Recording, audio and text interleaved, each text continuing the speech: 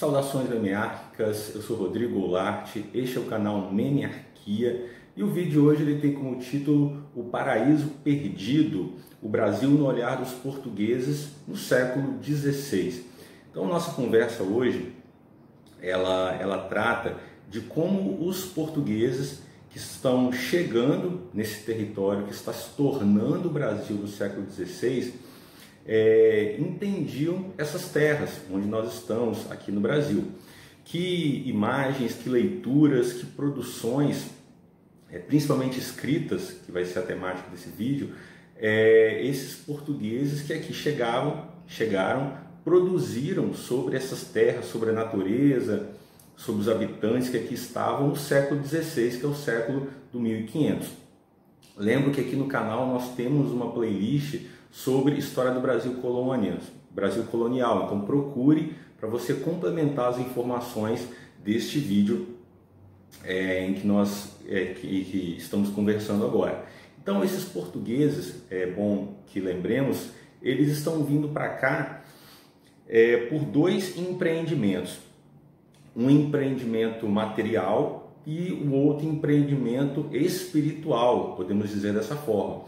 Então podemos colocar dois grupos de portugueses, principalmente, que estão vindo para essas terras que estão se tornando o Brasil. Lembrando que havia habitantes nesse território há milhares de anos já, grupos étnicos diferentes entre si, que tinham territórios específicos, que tinham cosmovisões específicas. Esses grupos que viviam uma dinâmica material de nomadismo, seminomadismo, viviam da caça, da coleta, também em alguns grupos o início de uma agricultura. Eram esses grupos que aqui estavam quando os portugueses aqui chegam e são chamados de maneira geral de índios, indígenas, mas eram grupos que tinham culturas diferentes, tinham linguagens, expressões distintas. E os portugueses aqui chegam interessados em, de um lado, fazer essa terra render recursos para si próprios e para a coroa portuguesa, para o seu país de origem, para o seu reino de origem, para Portugal. E outro grupo de portugueses está chegando aqui com a iniciativa de evangelizar esses indígenas.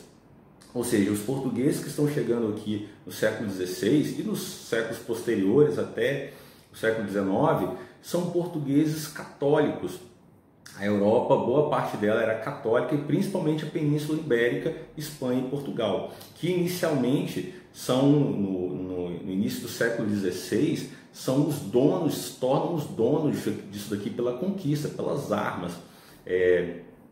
No caso da Espanha, nos territórios da América do Norte, a parte mais oeste da América do Sul é o território que será conquistado pelos espanhóis.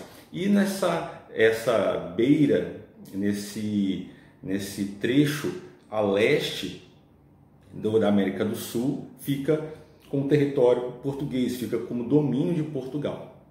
Então os portugueses e espanhóis são católicos que estão vindo para cá. E não apenas católicos, fiéis católicos, mas alguns clérigos, padres católicos estão vindo para a América com o intuito de evangelizar os indígenas. E era uma evangelização muito específica naquele momento por conta daquilo que acontecia na Europa. O início do século XVI é um momento em que uma série de processos, uma série de dinâmicas históricas estão se desenrolando. Não à toa é um dos marcos para o início da chamada Era Moderna, em que nós temos, além das grandes navegações, nós temos um drama religioso acontecendo no Ocidente, que foi a Reforma Protestante, também no início do século XVI, em que a cristandade ocidental ela se racha, né? Lutero, Calvino, outros líderes reformadores estão aí tirando levas e levas de fiéis da Igreja Católica. A Igreja Católica está sangrando, perdendo fiéis por conta da reforma ou da ruptura protestante, em que até aquele momento o Ocidente, a Europa, era dominada religiosamente pela Igreja Católica. No início do século XVI, outras religiões cristãs, outras igrejas cristãs estão se formando, estão se rompendo, estão saindo do catolicismo. Então a Igreja Católica está perdendo muitos fiéis na Europa e ela reage a essa saída de fiéis, reage contra os protestantes na chamada contra-reforma, ou seja, eles vão se opor, vão responder à reforma. Como é que foi essa resposta? No sentido de, dentre outras coisas, de reforçar a doutrina católica, reafirmar dogmas católicos, mas também um esforço de arrebanhar novos fiéis para a igreja, além de trazer de volta aqueles que tinham saído, impedir que outros saíssem, por isso o reforço doutrinário na igreja, e também trazer novos fiéis, aqueles que nunca foram católicos. E esse processo, ele casa justamente com a vinda de europeus para a América, para a colonização, onde havia milhões de habitantes que não eram fiéis católicos, não sabiam nada de cristianismo, não eram cristãos, não sabiam quem era Jesus, Nossa Senhora, nenhum dos santos, tinham outras matrizes religiosas totalmente diferentes do cristianismo. E esses católicos, esses clérigos, esses padres católicos, vêm junto com aqueles que estão aqui para colonizar. Esses padres vêm para evangelizar os indígenas, ensinar o evangelho, ensinar as práticas cristãs para esses indígenas. São estabelecidas missões que vão trazer principalmente indígenas pequenos, crianças que não têm não cresceram naquela cultura indígena original, e eles são levados para essas missões, aqueles aldeamentos religiosos, onde vão aprender tanto a religião cristã quanto outras práticas europeias, como o trabalho europeu. Eles não aprenderão as atividades de caça, de guerra dos seus ancestrais indígenas. Eles serão ali inseridos na cultura europeia, principalmente via religião. Então esses clérigos vêm para cá. Então a colônia, ou as colônias, ou especificamente a colônia portuguesa aqui na América, que está se tornando o Brasil, ela será um ambiente em que temos aqueles portugueses, aqueles europeus interessados em utilizar a mão de obra, utilizar os indígenas enquanto mão de obra. Nós não podemos esquecer que na América portuguesa também, e na espanhola, também aconteceu a escravização indígena. Havia uma barreira estabelecida pela coroa, pela igreja, que o indígena ele só poderia ser escravizado no caso da guerra justa. Ou seja, o que era a guerra justa? Se o indígena atacasse primeiro o português, o europeu poderia revidar, e nesse revide ele escravizava o indígena. É claro que isso na prática não era bem assim. No caso dos bandeirantes, por exemplo, que vão entrando vão se infiltrando na colônia, até passando os limites que pertenciam a Portugal, eles não obedeciam essa regra. Eles tomavam os indígenas de suas terras e eram colocados como escravos esses indígenas. Não era questionado geralmente se esse indígena atacou primeiro ou não. Então, nós não podemos esquecer que no caso da América portuguesa e espanhola, além da escravidão africana, também aconteceu a escravidão indígena. No caso da América espanhola, lembrando que essa escravidão indígena não é a mesma coisa que aquelas relações como encomenda, o repartimento, isso são outras coisas. A escravidão, nós estamos falando de pessoas que são propriedades de outras pessoas. Você pode procurar no canal que tem um vídeo específico sobre isso, sobre escravidão. O que é escravidão? Então havia indígenas na América portuguesa e espanhola que eram escravizados. O destaque da América portuguesa é que a maior parte dos escravizados eram africanos. Eram indivíduos, homens e mulheres oriundos da África subsaariana, por conta de Portugal ter postos, colônias no continente africano. Então, os colonos, a princípio, estamos falando do século XVI, do século de 1500, viam os indígenas como mão de obra para fazer o quê? Para trabalharem inicialmente no corte do pau-brasil. Nesse momento é bom lembrar que ainda não era escravidão, era uma relação de escambo. Os portugueses entregavam materiais, utensílios, machado, outros produtos para o indígena. O indígena cortava madeira, entregava para Portugal, para os colonos, e eles mandavam pelos navios para a Europa, essa madeira, o pau-brasil. Isso nas primeiras décadas do século XVI. Posteriormente, caminhando para meados do século XVI, é que temos a formação dos empreendimentos açucareiros, dos engenhos. Começa a era do açúcar no período colonial, que nunca acabou. O açúcar continua, ele reina durante todo o período colonial como o grande produto das exportações do Brasil colônia. E até hoje o Brasil é um grande produtor de açúcar. Você encontra isso em outros vídeos também sobre o Brasil colônia. Então, o indígena ele é olhado inicialmente por esses colonos como uma mão de obra para esses empreendimentos açucareiros, além do corte do pau-brasil.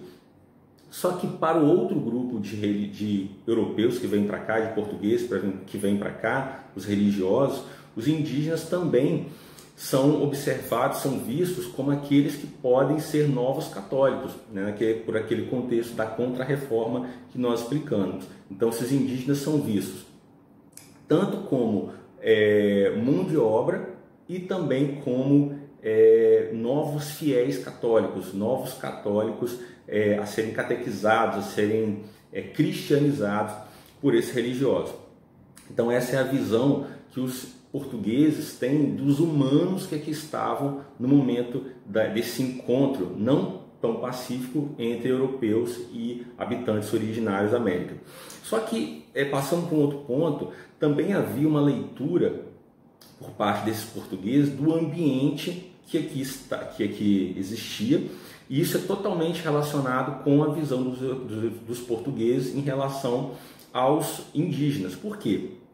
Quando os portugueses aqui chegam, eles encontram uma enorme diversidade natural, mata fechada, vários tipos de animais, muita água, paisagens distintas, isso a partir do litoral que eles encontram. Então essa diversidade, essa riqueza de fauna, de flora, faz com que esses homens católicos, cristãos que aqui chegam, façam imediatamente uma referência aqui, ao Jardim do Éden.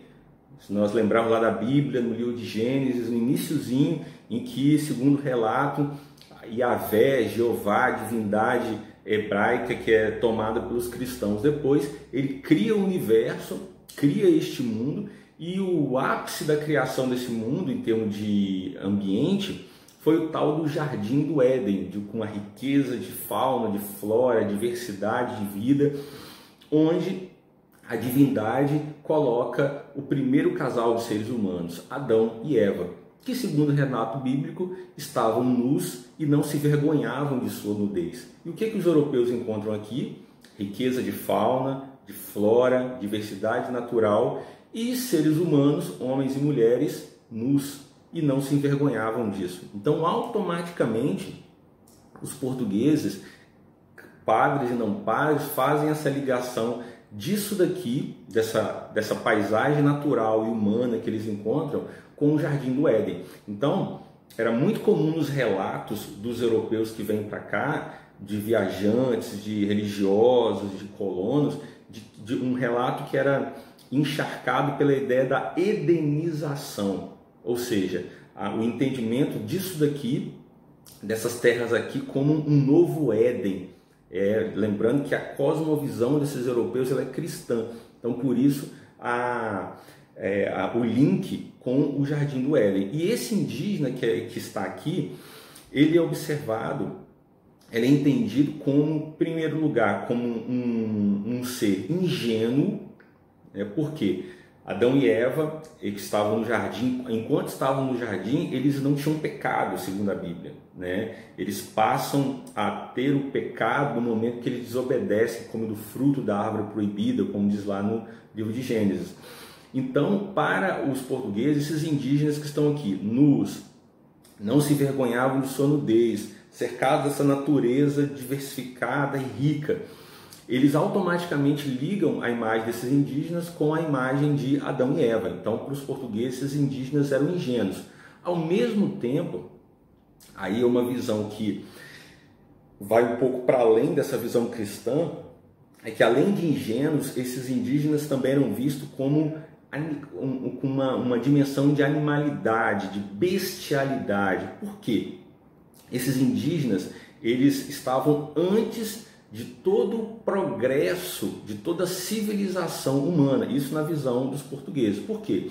Os indígenas não conheciam a tecnologia que os europeus conheciam, em termos de os indígenas aqui no Brasil, que está se tornando o Brasil, as embarcações, os instrumentos de navegação, as roupas, eles não eram cristãos. Então na cabeça dos portugueses eles são pré-cristãos, aquela visão linear do tempo, né? Essa linearidade vem do cristianismo, ou seja, criação, queda humana, redenção, juízo final, ou seja, a história humana como uma linha.